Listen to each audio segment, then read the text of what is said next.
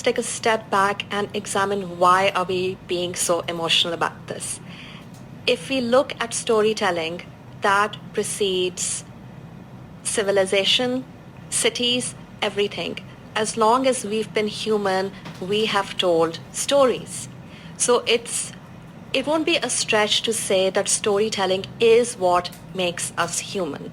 And I feel that one of the reasons why this has become so emotive for many of us is that AI is now stepping into that realm, crossing that red line, perhaps, of what makes us human.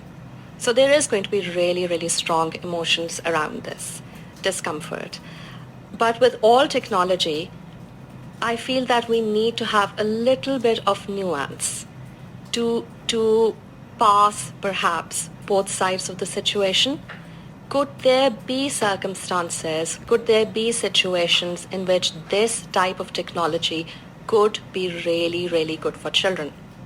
So where do you have situations where do you have circumstances, families where children have those close, secure attachments of parents who read to them every single day?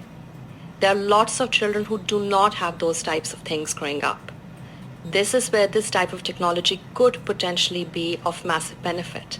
Zara Mirza, who is Head of Educational Therapy Services at the Developing Child Centre in Dubai. Zara, thank you so much for joining us in the studio. It's really great to have you with us. My pleasure.